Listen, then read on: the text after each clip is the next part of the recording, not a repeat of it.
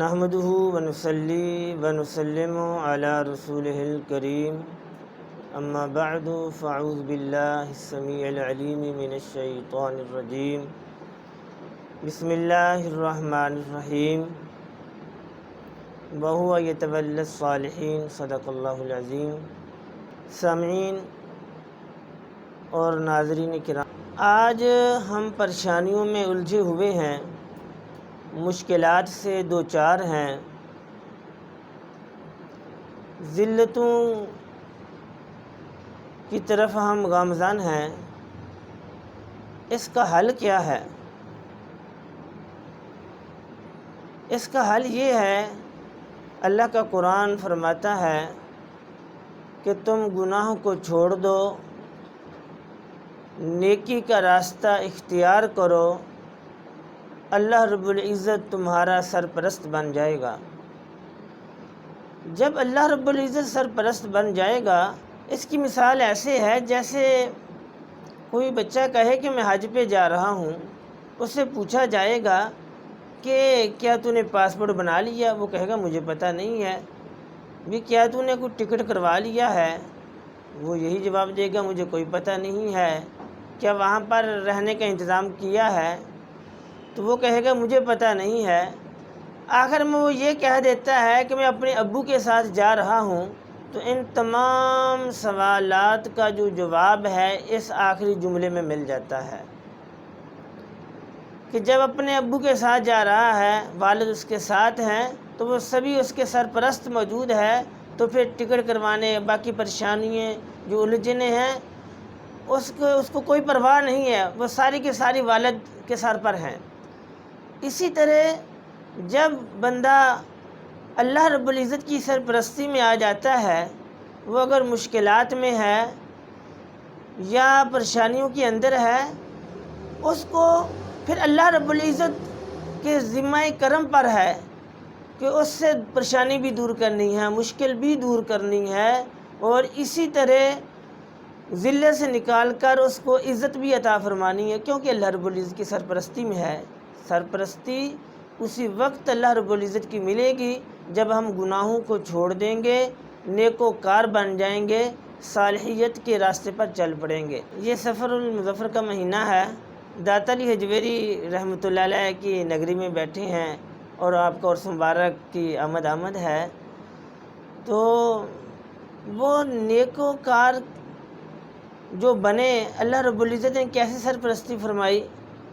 دیکھیں علامہ صاحب، حضرت بی بی مریم کا واقعہ قرآن مجید میں موجود ہے کہ جب سیدنا زکریا علیہ السلام کمرے میں آپ کی پرورش فرما رہے ہیں، تو واپس آتے ہیں تو دیکھتے ہیں کہ کمرے کے اندر بے موسم پھل موجود ہیں، رزق موجود ہے۔ کلما داخل علیہ زکریا المحراب وجد عندہ رزقا۔ تو اب جب وہ نیکی کے راستے پر چلتے ہیں تو بتلائیں، حالانکہ آپ پریشان ہوئے، باہر کہیں کام گئے ہوئے تھے، آپ کو دیر ہو گئی، لیکن جب آتے ہیں دروازہ کھولتے ہیں وہاں پر رزق موجود ہے، اس وجہ سے کہ جب وہ اللہ کے پیارے بن جاتے ہیں تو اللہ رب العزت ان کا سرپرست بن جاتا ہے، بے موسم پھل بھی عطا فرماتا ہے اور رزق بھی عطا فرماتا ہے۔ جب پوچھا جاتا ہے وہ یہی جواب دیتی ہیں، قالت هو من عند اللہ، یہ اللہ کی طرف سے ہے، ان اللہ یرزق من یشاء بغیر حساب، اللہ رب العزت جسے چاہتا ہے بغیر حساب کے رزق عطا فرماتا ہے۔ اسی طرح حضرت عمر بن عبدالعزیز کی مثال ہمارے سامنے موجود ہے۔ ساری زندگی آپ نے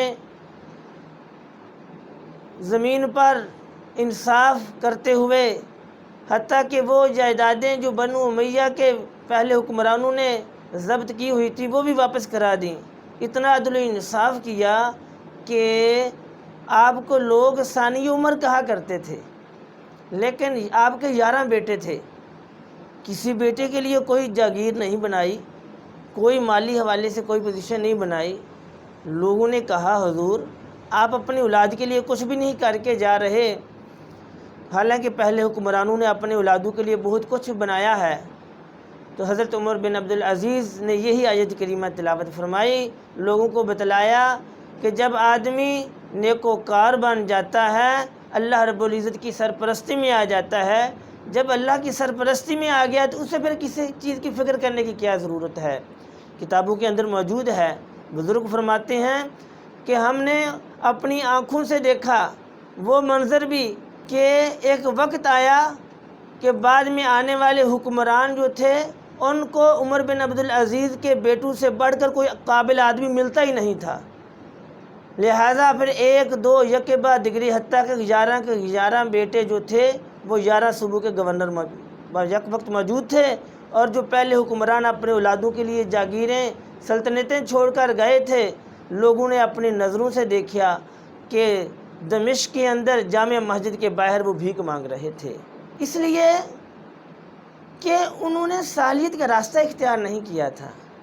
جنہوں نے صالحیت کا راستہ اختیار کیا، پرہیزگار بنے، نماز قائم کی، روزہ رکھا، اپنے مال سے زکوٰۃ دی، حج فرض ہوا تو پہلی فرصت میں اللہ کے گھر کی حاضری اور رسول اللہ کی بارگاہ کی حاضری دی تو اللہ رب العزت ان کا سرپرست بن گیا۔ جنہوں نے اطاعت اللہ اطاعت رسول کی وہ کامیاب ہو گئے، جنہوں نے اللہ کی اطاعت کو چھوڑ کر رسول اللہ صلی اللہ علیہ وسلم کی غلامی کو چھوڑ کر دنیا کی ہوس میں چل پڑا، دنیا کے مال کے پیچھے چل پڑا، وہ شخص برباد ہو گیا۔ اللہ کی حضور دعا ہے اللہ رب العزت ہم سب کو نیکوکار بنائے اور نیکوکار لوگوں کے راستے پر چلائے، آمین۔